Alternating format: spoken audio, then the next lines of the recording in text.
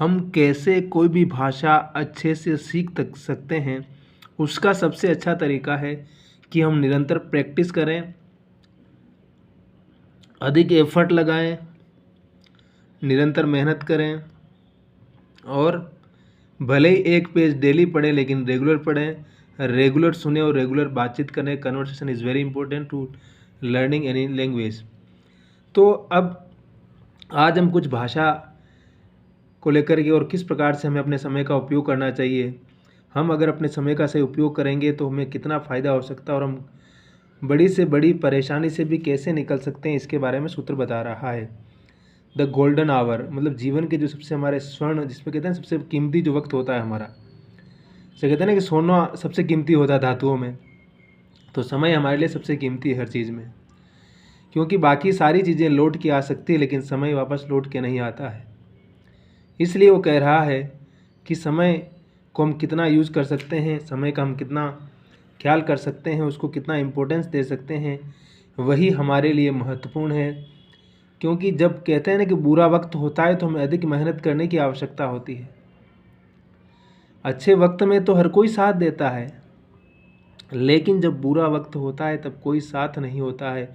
हर कोई आपको नीचे गिराने पर तुला होता है, हर कोई आपकी बुराई कर रहा होता है, आपको गलत सलत चीज़ें बता रहा होता है। तब आपके लिए चुनौती बड़ी होती है, और जब हमारे सामने चुनौती बड़ी होती है तो हमें मेहनत भी और आत्मविश्वास भी बड़ा करना होता है, हमें हौसला भी बढ़ाना होता है, क्योंकि आधी लड़ाई तो हम हौसलों से ही जीतते हैं।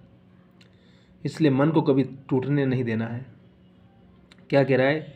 इन both the first and second half of your day dedicate at least 1 hour each to high impact task. क्या कह रहा है कि सुबह के जो सबसे कीमती जो समय होता है उसमें से क्या करना है कि इन द बोथ, इन दोनों में से फर्स्ट और सेकंड, पहला और दूसरा हाफ ऑफ योर डे, यानी जिसे कहते हैं ना पहला पहर और दूसरा पहर, है ना, सुबह 3 बजे से शुरू होता है, फिर तो दूसरा और तीसरा पहर 3 से 6 और 6 से 9 की बात कर रहा है कि इसमें क्या करना है हमें अपने समय का कैसे उपयोग करना है। डेडिकेट यानी डेडिकेट होना मतलब किसी काम के प्रति समर्पित होना।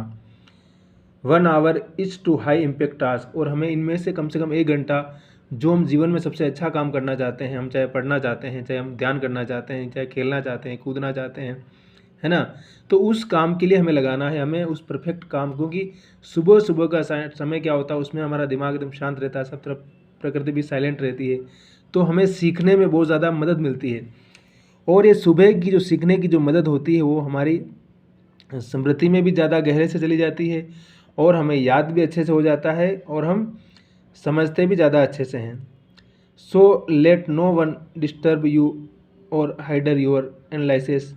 वो कह रहा है कि इसीलिए तुम्हें सुबह सुबह को डिस्टर्ब भी नहीं करता है, परेशान भी नहीं करता है, और हाइडर योर एनालिसिस, और कोई भी तुम्हारे काम की आलोचना प्रत्यालोचना भी नहीं करता है। So it's best to set your phone to do not disturb. और क्या कीजिए, अपने फ़ोन में भी सेट कर लीजिए कि प्लीज़ मुझे कोई डिस्टर्ब न करे, कोई मुझे परेशान न करे।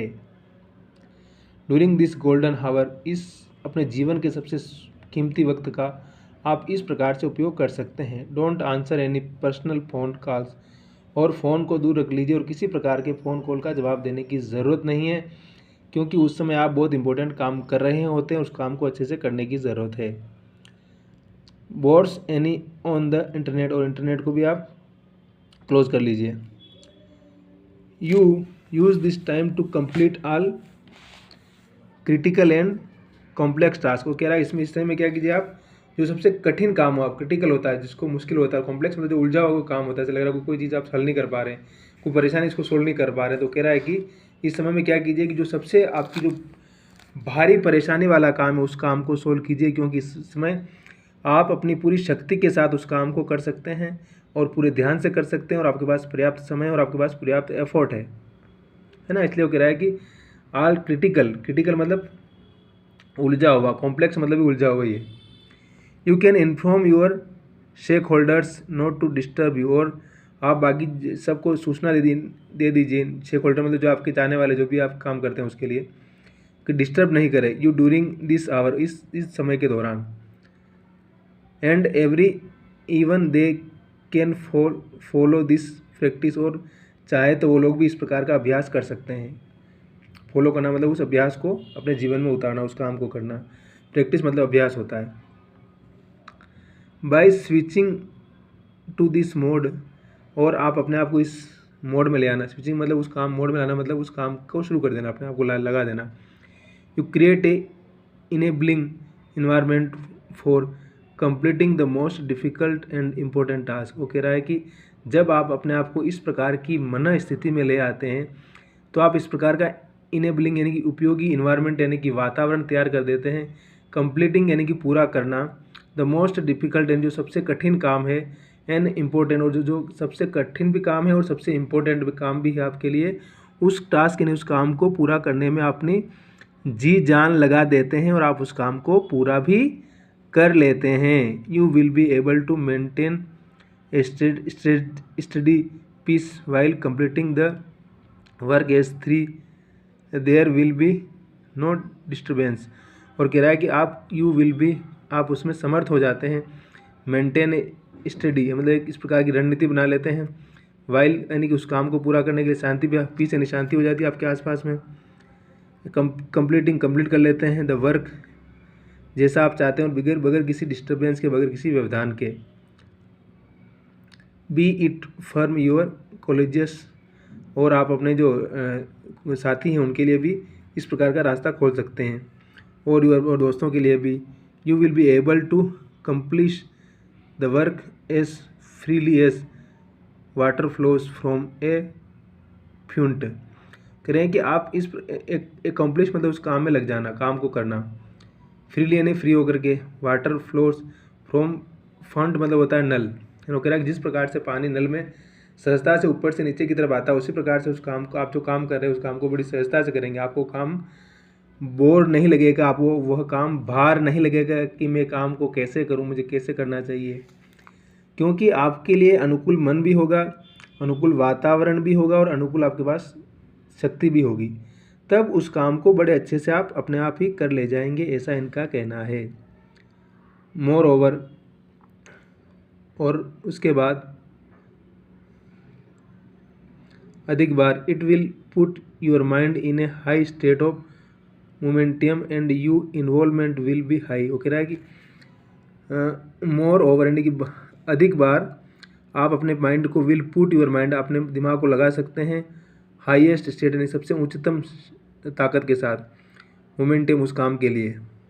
And you involvement will be high, और आपका जो इन्वॉल्वमेंट होगा उस काम का, इन्वॉल्वमेंट मतलब उसे डूब जाना। ऐसा होता है ना, किसी काम को हम आधे मन से कर रहे हैं, किसी काम को पूरे मन से कर रहे हैं, तो कह रहा है कि इस दौरान आपका मन शांत होगा, सब कुछ सही होगा, आपके अनुकूल होगा।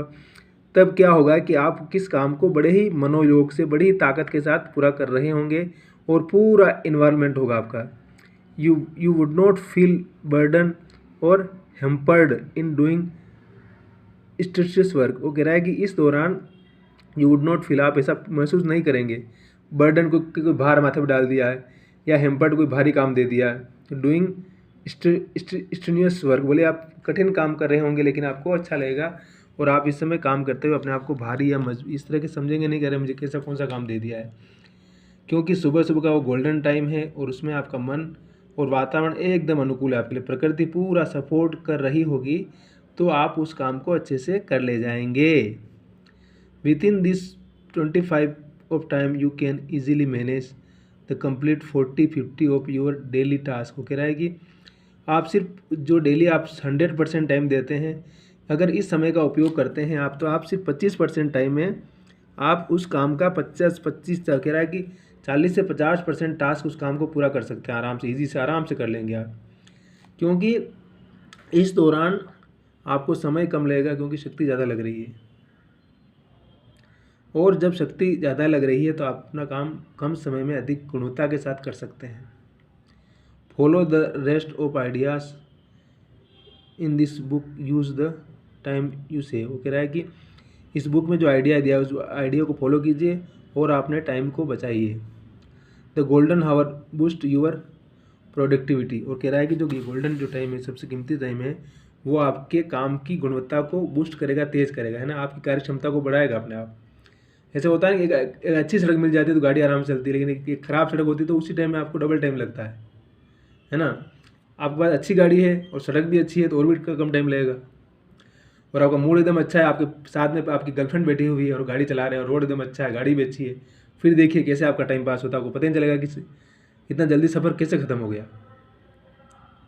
आपको लगेगा कि गाड़ी चलती रहे, बस प्रेमिका के बाल उड़ते रहे और आप जाते रहें बस साथ में उसके। तो कह रहा है कि इसी प्रकार का एक गोल्डन टाइम है आपके लिए। तो इस गोल्डन टाइम का यूज़ करके आप अपनी प्रोडक्टिविटी, अपनी क्षमता को बढ़ा सकते हैं, ऐसा इनका कहना है। तो अगर हम अपने समय का उपयोग करना चाहते हैं और हम कम समय में अधिक काम को अच्छी गुणवत्ता के साथ करना चाहते हैं तो हमें सुबह सुबह के टाइम का भरपूर उपयोग करना चाहिए। अगर हम उसका भरपूर उपयोग करते हैं तो हमें ज़रूर सक्सेस मिलेगा, और सक्सेस मिलता है। पेशेंस के साथ निरंतर काम करने की ज़रूरत है और हारने की कोई ज़रूरत नहीं है। खुश रहने की ज़रूरत है, किसी काम को खुशी मन से करने की आवश्यकता है। अगर हम उस काम को खुशी खुशी मन से करते हैं तो अपने आप वो काम आधा सो अपने आप हो जाता है। अगर हम उसको भार मान के करते हैं कि अरे यार किसने कौन सा काम दे दिया, साला दिमाग ख़राब कर रखा है, तो आधा काम तो अपने आप जो कर रहे होते हैं उसको काम वो डिस्टर्ब हो जाता है। इसलिए अगर हम उस काम को खुशी के साथ करेंगे तो वो आपका शरीर, आपका मन और आपकी परिस्थितियाँ अपने आप अनुकूल होती चली जाएगी और आप हंसते हंसते उस काम को कर ले जाएंगे।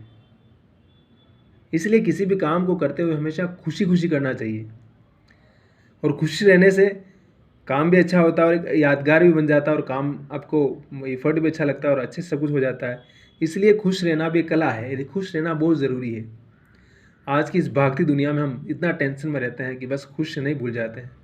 तो उनका कहना है कि ज़िंदगी में खुशी भी ज़रूरी है, स्वास्थ्य भी ज़रूरी है, और मेहनत भी ज़रूरी है, और पैसा भी ज़रूरी है, सब कुछ ज़रूरी। तो कैसे हम सब चीज़ों को मैनेज करें, जल्दी उठना कितना ज़रूरी है स्वास्थ्य के लिए, हर चीज़ के लिए, उन सारी बातों को ये लेखक बता रहा है। तो थैंक यू, सुनते रहिए और हमारे चैनल को लाइक कीजिए, सब्सक्राइब कीजिए।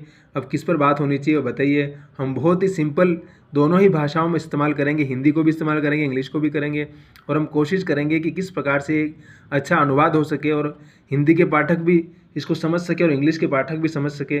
तो खुश रहिए और हारने की ज़रूरत नहीं है, हार को ताकत बना करके आगे बढ़िए, और गुड लक, और हमारे चैनल पर आइए और इसको आगे बढ़ाइए और हमें भी आगे बढ़ने का मौका दीजिए।